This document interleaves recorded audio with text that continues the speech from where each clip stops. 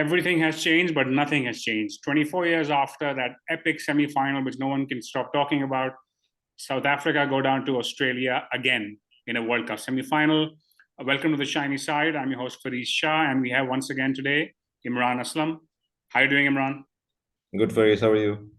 I'm very well, and why don't we kick things off with you doing the 33-second summary of the game? Sure. So South Africa won the toss, went into bat. Hazelwood and Starc reduced South Africa to 24 for 4 in the first 12 overs, and it looked like the game was over. Klaasen and Miller put up a good stand after that, looked to be getting South Africa towards something that they could defend. Australia then came back in with a wicket of Klaasen, but Miller hung in till almost the end, scored a brilliant 100. Gave South Australia a target of 212. Australia came out all guns blazing. Head and Warner went for it from the beginning. I think they put 60 odd in the first 6 overs, and that broke the back of the chase. South Africa still fought back with a couple of quick wickets, and then they kept picking wickets at regular intervals. In the end, got Australia down to 7 wickets down with still 20 odd to get, but then Starc and Cummins hang in there till the end, almost playing a test match like Knock to take them through with 3 wickets to spare.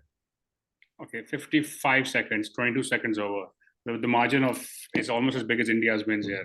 But yeah, so I guess where do we start, right? Because I mean, look, we did the preview for South Africa together, you and I, right? And the conversation was कि जी हम preview करें, फायदा है, कोई chance है कि नहीं? They again made it to the semi-final, and they again couldn't go over the line. It didn't necessarily look like the classic chokes we remember, but maybe it was in some ways, right? We talk about it, but I think starting off at the toss, right? So South Africa batted, which in spite of the rain, etc., it made sense given their track record. I'm pretty sure Australia would have done the same. They got Shamsi in for Giri. We spoke about this in the preview, and I guess that seemed like the right call to make in the circumstances. I think batting first was the right call to make, in my view, despite overcast conditions, despite being 24 for 4, it was the right call. I think the only debatable selection there might have been Bavuma coming back in, whether he was fully fit or not. He hasn't been in the best of form as well. So I guess we'll never know whether he was fully fit, but I think that's probably one debatable selection there. But other than that, I think at the toss, they did what was expected and what made sense, in my view. Yeah.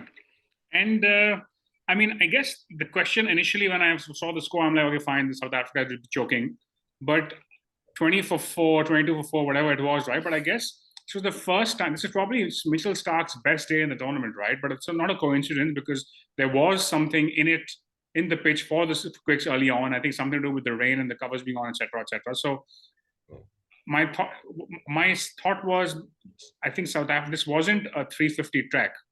And perhaps South Africa came in batting as if they need another 350 score, when on this track, as we saw eventually, perhaps 260 or 270 would have been good enough. So do you think South Africa didn't adjust their approach early on, or was the bowling just too good at the beginning? I think actually it's not that they didn't adjust their approach. Like South Africa, we know, they come in and they say, okay, we're going to keep wickets in hand in the first 10. I think they have the lowest run rate in the power, or amongst the lowest run rate in the power play in the first 10 overs. Just fine. I think today they went too much into a shell. Yes, Starc and Hazelwood both were bowling really well, and Starc, we'll talk about more, champion bowler, really made it count when it mattered. They were bowling really well, but I think South Africa was too defensive. Yes, and and got the wickets. And I think de Kock tried to break free and didn't work. He skied one and got out. And it was just, I think they just closed themselves too much into the shell. Okay. And I guess we have to talk about Killer Miller doing his thing, right? Because I think at what the score was 23 for 4, it rained, and then they came back, and Miller and Klaasen, I think, had like a 70, 80 run odd partnership where they took South Africa to some respectability. But I think how good was Miller? He obviously finished on 100. Now, if I remember, the only other semi-final South Africa did somewhat well in, but they still lost against New Zealand in 2015. Miller scored a 49 of 18 balls or something like that. So clearly, he's someone who's, unusually, South Africa has a track record of showing up in these big games. And again, I thought his knock was incredible. I think it's a shame that he finished on the losing side, but I think he really absorbed the pressure. He picked his moments. He picked who to attack, meaning Adam Zampa. And he also picked the right moments to attack. And he was just incredible, I thought. Yeah, definitely. I think a really, really good innings. In a knockout, you come into bat at 24 for 4. I mean, high stakes, high pressure, and just to hang in there till I think he got out in the 47th or the 48th, scoring 100. A very different innings from how he's played so far in the tournament, where he's come in and looked to go at 150, 160 strike rate. A very, very different innings from that. As you said, he took his time, he picked the right bowlers to go after. I think all in all, really, really good innings. One of the better innings that you'd Yeah. see in a knockout game. And when Australia were playing these games with two unfit players at the early in the tournament, we were all saying, why are they carrying Travis Head? Now we know. In 3 games, he's had real impact. And today, initially with the ball, so when that partnership was going, he came in and he got 2 wickets and 2 balls, and he completely, I'd say, easily brought the score down from 250 to 210 just by doing that, right? So he got I think he got Jansen, and he also got Klaasen before that. And Yeah, I mean, he didn't bowl that much, but he just did enough to create real impact in that moment with the ball. no, that definitely I think was a big, big moment in South Africa's innings. Because South Africa had fought back. They had got themselves into a position from where if Miller and Klassen had gone on for another 10, 15 over 10, 5, 10 overs, they could have put up 250, 260 odd, and that in hindsight probably would have been Yeah. defendable. So those 2 wickets and 2 balls, I think, was a big, big moment in South Africa's chase, Yeah. in South Africa's innings. Herschel Gibbs at the halftime tweeted in the interval about how the score was 1 run different from the score in that game. So he was also on to that. So they made 212 today in that 99 game. Yeah. Australia made 213. So it was almost similar score. But Yeah. anyway, I guess it didn't become that kind of game. Now when Australia started, Head and Warner came out, scored. They were 60 for 1 in 6 overs, 60 for not in 6 overs. But then they became 62 for 2. And from there, I think the moment that wicket fell, the South Australia never scored at such a brisk pace since that moment. But then they essentially had these lots of short 20, 30 run partnerships, which I guess was enough given the low score they were chasing, right? Yeah. So I think they didn't need to, right? They came in with a very clear plan that we're going to go after it from the get-go, and they did that. And really, both Warner and had obviously a better inning, but both of them played really, really well. Between the two of them, they got almost 90 runs in Yeah. about 70 odd balls, right? So when you're chasing 210, 212, and your openers put up 90 in about 10 overs between the two of them, that's job more than half done. So I think it was a clear, conscious plan from both of them. We're going to come out, or from Australia in general, we're going to come out and we'll go after it from the beginning.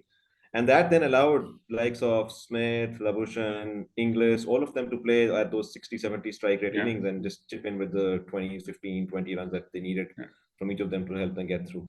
Yeah, so I guess one of the calls Australia made at the toss was going with Labuschagne over Stoinis, right? And once I realized they're chasing a score below 220, that seemed like suddenly the right call because Labuschagne is the kind of guy who can grind out a test 50 and 80 balls for you, which would have won them this game. Clearly, it didn't come off today. Smith played a good little knock of 30, but from the other end, South Africa applied the brakes. Maharaj bowled his 10 for 24. He got 1 wicket. Then you had Shamsi again, a bit more expensive, 42. But yeah, I guess never really, South Africa were, again, 20, 30 is too short, I guess. They just didn't have enough runs. Yeah, they were 20, 30 runs short, yes, but I think, but what a fight back, right? Still, despite them being short, I think really, really good fight back from South Africa. Especially for me, the high point of today was Coetzee's spell. What a spell. He bowled 8 overs on the trot. I think he went for 15 in his first over. And then he came back, he bowled 8 on the trot, uh, picked up 2 key wickets, Inglis and Smith, almost picked up a couple more here and there. Some chances being missed, but what a spell! Really, really good spell from Coetzee. And also, we have to talk about the fielding. So Australia was brilliant, hung on to half chances, while South Africa actually dropped at least 4. So clearly, in such a close game, that becomes a massive factor also. Yeah, definitely. I think they dropped a few chances. Some almost didn't go to hand, like Miller. I think diving forward in the end didn't get to it. De Kock dropped one, which maybe by that time it was too late. Not But really. still, They still needed about 15 odd, I think, off the bowling of exactly. Markram, So right? Yeah. yeah, exactly. So something still could have happened at that point, and it wasn't a tough one. It was the ball turned But sharply, but it should have been taken. yeah, I Really think should have there's been one taken. more thing to talk about in the first inning. What was interesting was that They really went after Zampa. Miller took him on, and I think they went for about 7-8 and over. While Maxwell finishes 10 overs for 35. I think had someone told you that before the World Cup started, Maxwell would be the one keeping things tight. The big surprise, but he's been really good with the ball, right? So with the bat, sure, the day he shows up, he's amazing, but he doesn't show up most days. But with the ball, he's been super consistent, keeping things tight in the middle for Australia. Yes, Maxwell has done his job. We talked about this in the preview as well, right? Maxwell's come in and he's bowled 10 overs almost every match, which was not something you would have expected from him going into the tournament. Zampa, I'm not surprised given his record against South Africa, and we talked about And this you as brought well that up in the earlier. review also. Exactly. So I'm not surprised that he went for a few runs, and it's a trend with him now. A bad record against South Africa, and they take him. But yeah, Maxwell's done really well. But I think today, basically, if you think about it, right, South Africa lost the game in the first 10 overs of their innings, and then they lost it again in the first 10 overs of Australia's innings. I would say they lost it in the If you first six keep overs of aside the Australia innings, first right? 10 There was overs of 60 each for of, not, 60 for not, 150 to get only in yeah, that okay, yeah, okay, first 6 overs, yeah, yeah, true, yeah, yeah. But um, I guess the question I have is, I know South Africa didn't win the game, but they seem to put up a good fight. How would this feed into them playing an ICC knockout whenever they play next? Would you say the choke label is still on the head, so you feel like they put a pretty good showing? See, I think it's going to stay with them. Today, what I feel is yes, they did put up a very good fight, but honestly, I feel that the first 10 overs, South Africa seemed to be under too much. And I'm talking about the first 10 overs of their batting. They seemed to take too much pressure on themselves. And as I said, they got just completely bogged down. Like there was literally no attempt to try and score, do anything. It was just, I mean, playing out the first session of a test match kind of scenario. It was way too defensive. And I think for the way I see it, that was pressure telling on them. So no, they've got to win one for that Joker stack to go away. In terms of where the South African side goes from here, this is probably the best showing in an ICC tournament for a while. How do you see the side going forward? So Miller's playing his third ODI World Cup. I'm not sure how old he is. I'm not sure if he'll be around for another one. Miller and Rabada, I think they are the only guys left over from that tournament 8 years ago. But how do you? A lot of the guys are a bit younger. But how do you see these guys? How do you see the side going forward? Do you think this is a beginning of a spell where they'll do fairly well, or you feel like this is a bit of a one-off? I think no, I think they're developing a good team. Okay, so after this, so I think the only big change after this tournament is going to be De Kock retiring from Yeah. ODI. So that will leave definitely a big hole in their lineup. But they have Riza Hendricks there who can come and open the batting for them. So Yeah. and their bowling's doing well. Maharaj, Shamsi, both really good. Kotsi has been, I think, one of the revelations of this tournament for them. Guys, I think he's just 20 or 21 years old. Yeah. With Nortje coming back when he does from his injury, the bowling looks in good shape for the next few years, and even the batting. I think Markram, Klassen, these guys still have a few years to go with Yeah. them. So it's not a big changing of the guard for South True. Africa like it will be for some other teams Yeah. after this World Cup. Also, the next major one is the T20 World Cup in the West Indies in the US in about 8 months' time. So I think those conditions will, with the spinners South Africa have, they will probably be, and the quicks they have, they'll probably be in, they should be in with a shot. I'd be surprised if they don't make it to the semis there. Yeah, and But with the big hitters that they have in their lineup. yeah, for sure. I guess before we wrap up, how do you see Australia now leading into a final against the mighty Indians? How do you see that playing out? Do you feel like? I mean, my sense generally was I thought as a neutral, I thought Australia would probably put up a much stronger fight against India than South Africa, regardless of how this game went. So, how do you see the final shaping up now? Especially, how do you see Australia shaping up? Yeah, so I agree with that. I think you would expect Australia to put up more of a fight, right? I mean, they have the knockout, they have this, ICC big tournament pedigree and all of that. We've talked about it a lot of times. I think they will put up a very strong fight against India. India has looked unbeatable so far in the tournament, yes, and I think you talk about India, you think of them. They've got all the bases covered. Batting's clicking, bowling is in really good form. But at this point, Australia is as close to them as anybody else can get. So I think it's going to be a very, very. I mean, to be honest, I would never bet against Australia in a knockout, right? Like never. It doesn't matter who they're playing, how they're playing. I have to agree. I have to agree. And right now, at this point, they are. I think a lot of their pieces are together. I feel like this was probably Starc's and Hazelwood's best day out, also. So not sure if that impacts the game in any way. But before we wrap up, Imran, and for those of you, if you have a view on how you think the final plays out, what 11 Australia should go with, please leave a comment. And if you like the video, in fact, and subscribe to our channel. But Imran, before we wrap up, what's your prediction for the final? Like, is it, if it's not too early to make that, how do you see it playing out? Yeah, so I said in the preview of this semi-final, I said that I see the winner of this semi-final going on to lift the World Cup, and I'll stand by that. Okay, interesting. Yeah, it's a hard one to call. I'm gonna hold on off for my prediction till we actually do the full preview of this game. But good stuff. Thank you for being on, Imran.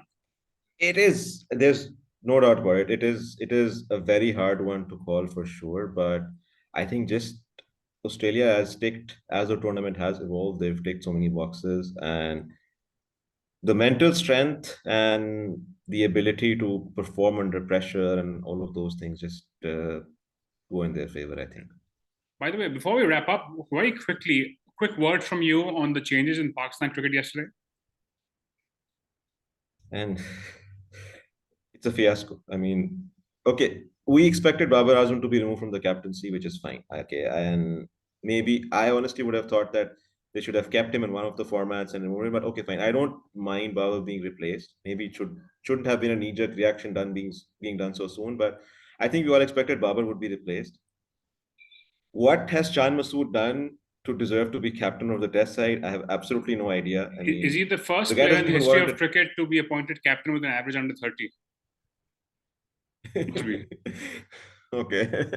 Yeah, so I mean, he does not deserve a place in the 11 today. I'm not sure if he even deserves a place in the 15 today, with the likes of Abdullah Shafiq, Imam coming up. Abdullah Shafiq coming up, Imam being a solid opener. I don't see how Shan Masood deserves a place in this team. I don't see how Shan Masood can be captain. Shaheen Afridi, okay, fine. He has a good PSL captaincy record going in his favor, and that probably is what tipped the scales in his favor. But the big question there is Shaheen Afridi. He's had issues with fitness over the past couple of years. He's had way too heavy a workload over the past few years. He plays all three formats for you. He plays the PSL. He plays the 100. He is under heavy workload, and now with him being the captain, you can't rest him from any of the next T20s you're playing over the next 6 odd months. The last thing I want is Shaheen Afridi being injured before the World Cup. Yeah, we suffered from that in Australia. I mean, to be honest, I would say he's been not fully fit for the last 2 ICC tournaments now. Yeah, exactly. I think even this time around, he's not fit. I don't think he's 100%. So. Yeah, so what we need with Shaheen Afridi and the rest of our fast bowlers right now, not just Shaheen, okay, you lost Naseem to an injury right now. What we need with our fast bowlers right now is proper workload management and conditioning and fitness training, not burdening one of your premier fast bowlers with captaincy. This is not the time for that at all. Agreed. So okay, yeah, I guess I think we could go on about this for a while, but I guess the summary is it's a poor decision making back to back by the PCB unexpectedly, not unexpectedly, expectedly. I meant, but yeah, expectedly. It's expectedly by this regime. But anyway, thank you for being on the show, Imran. My pleasure, Faris. Happy to be here. And if you're still watching, please like the video, subscribe to our channel, and we'll be back with the preview of the big final probably on Saturday afternoon. In the meantime, stay tuned for the shiny side.